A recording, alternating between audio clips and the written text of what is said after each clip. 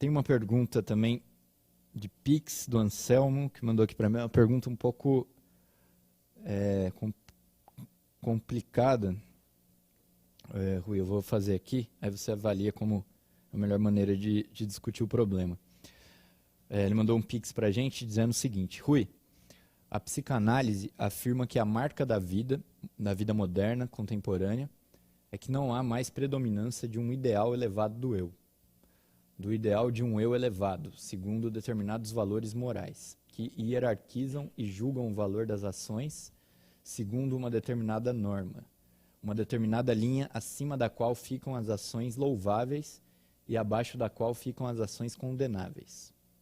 Ou melhor, o ideal do eu pós-moderno é o ideal do eu de um eu sem ideal do eu, ou seja, de um eu sem regras, sem limites, sem regulações, o que caracteriza a nossa sociedade atual como uma sociedade caracterizada fundamentalmente pela perversão narcisista, na qual seus membros tendem a não se preocupar com o outro, algo típico do perverso, e focada na obtenção do prazer ilimitado, algo típico do narcisista.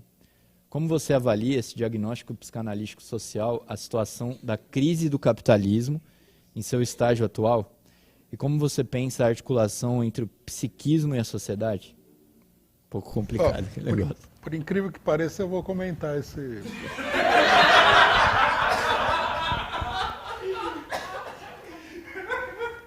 Eu achei até... O companheiro Anselmo ganhou aqui esse Pix. Eu achei até interessante a colocação, muito complicada aí para o leigo, né? Não, o problema, na realidade, é o seguinte, não é que a sociedade pós-moderna, etc. e tal. Nós vivemos uma sociedade decadente. E, logicamente, a sociedade decadente, ela é uma sociedade que perdeu todo tipo de estímulo para o desenvolvimento. Quando você tem que, por exemplo, atravessar o oceano, né, para descobrir como é que é o mundo, você é uma sociedade em plena luta, em pleno desenvolvimento. Quando você tem uma sociedade onde a economia é parasitária, como é a sociedade capitalista, tudo isso desaparece. Tá? Não há dúvida nenhuma. Não é um problema da pós-modernidade. É um problema do capitalismo. Toda sociedade decadente é assim. Os ideais dessa sociedade, a maneira como ela se vê, né?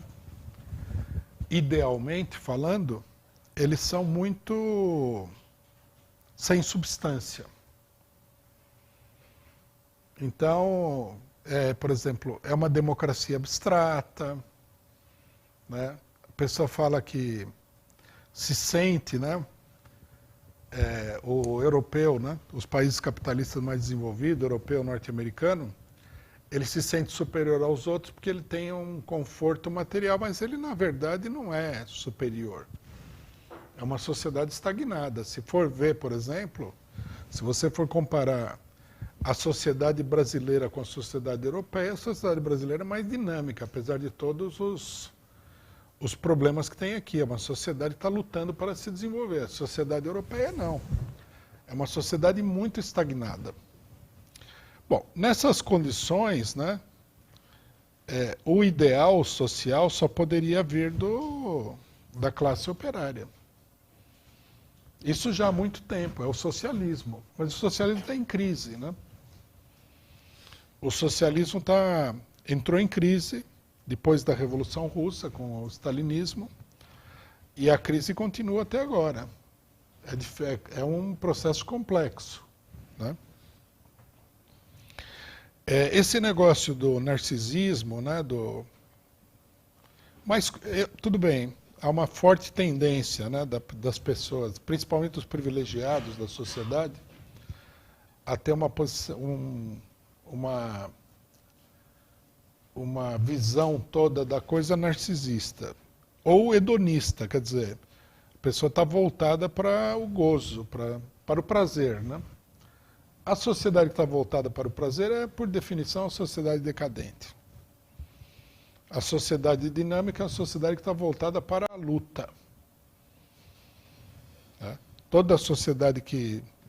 Você vê a Roma antiga, a aristocracia romana toda estava voltada para o prazer. Né? Eles foram numa decadência tão grande que chegou uma época que as próprias forças armadas romanas, que eram a base de sustentação do império, elas passaram a ser controladas pelos bárbaros, que era um povo mais dinâmico, muito mais atrasado, mas mais vigoroso, mais dinâmico. Né? Quer dizer, no centro do problema está a decadência do capitalismo. E a oposição a isso é o socialismo. Por isso, aí eu acho que a gente teria que tirar uma conclusão importante, que a esquerda, em geral, não entende. Né? Você não consegue organizar um movimento de oposição à sociedade se você partilhar dos valores que essa sociedade dissemina.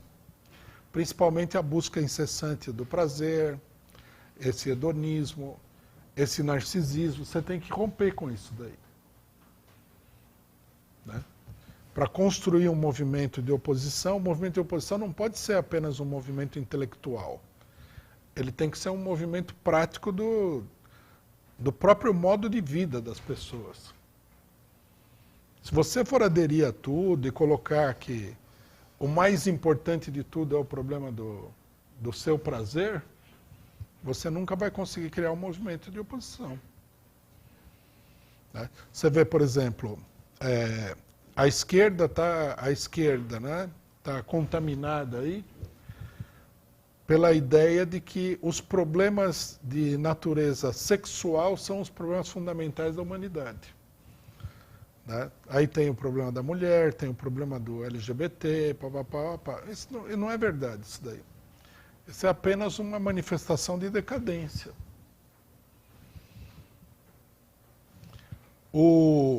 Todas as forças revolucionárias, elas foram forças combatentes, forças militantes. Você pegar os revolucionários de Cuba, por exemplo, eles tinham uma maneira de ser e de pensar que era militar, luta. Né? No caso deles, diretamente a luta armada. Che Guevara, Fidel Castro eram comandantes militares. Então, por exemplo, a disciplina militar, etc., fazia parte da concepção de mundo deles. A Revolução Russa é a mesma coisa. Trotsky ele era um militar. Lenin não era um militar, mas era um chefe de Estado, né, que era totalmente dominado pela ideia da luta pelo poder, né, da manutenção do poder operário e tal. A esquerda atual não está nisso daí. A preocupação deles é totalmente outra. Então, eu concordo em geral com o diagnóstico que o companheiro fez aí, né? Mas ressaltando isso, duas coisas. A decadência do capitalismo. Né? A humanidade já conheceu várias sociedades decadentes. Essa daqui é facílimo de reconhecer. Você olha para o período de maior decadência do feudalismo, né?